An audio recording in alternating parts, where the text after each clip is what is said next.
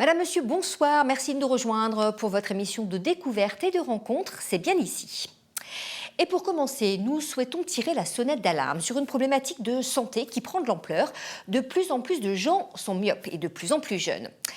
Mais alors, pourquoi voit-on de moins en moins bien de loin? Est-ce que c'est lié à notre surconsommation de téléphones portables? Voici quelques éléments de réponse avec Myriam Manhart et Emmanuel André. Demain, tous myopes? Pour le moment, 20% des enfants et 37% des adultes le sont. Et la tendance ne fait qu'accélérer. Mais pour commencer, c'est quoi la myopie? Alors la myopie, c'est une image qui peut paraître floue quand on regarde de loin. C'est souvent lié à un œil qui est un petit peu plus long que la normale. L'image se fait en avant de la rétine. Et donc du coup, ça nécessite un port de lunettes de verre correcteur pour voir net de loin. Dans les cabinets d'ophtalmologie, de plus en plus de patients consultent parce qu'ils voient mal de loin. Et ils sont de plus en plus jeunes. Une augmentation largement due à nos modes de vie. Avec des enfants qui sont plus sédentaires, qui sont moins à la lumière naturelle, moins à la lumière du jour. Des enfants qui sont plus aussi sur écran, en vision rapprochée. Donc notre modification de nos habitudes de vie fait qu'il y a une accélération effectivement de la myopie chez les enfants. La lumière du jour vient stimuler la dopamine de la rétine, évitant d'allonger l'œil. Et puis, notre cerveau n'est pas fait pour toujours voir de près.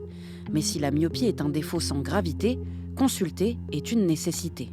On dépiste des myopies qui sont très précoces et donc du coup qui nécessitent des suivis très réguliers, tous les 6 mois, pour voir s'il n'y a pas une accélération de leur myopie.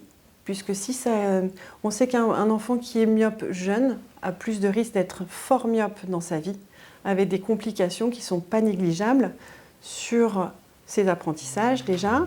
Et au pire, des décollements de la rétine, glaucome et cataracte précoce.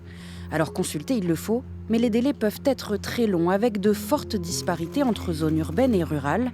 En Lorraine, il y a environ 6 praticiens pour 100 000 habitants. C'est 2 points de moins comparé à la moyenne nationale. Et dans les Vosges, par exemple, ils sont moins de 2 ophtalmologues pour 100 000 habitants. Alors certains laboratoires optiques se rendent dans les déserts médicaux pour pallier le manque. N-O-B-M-P-Z. Très bien. Des examens gratuits faits par des opticiens dans des médicobus. Ah ouais, c'est mieux.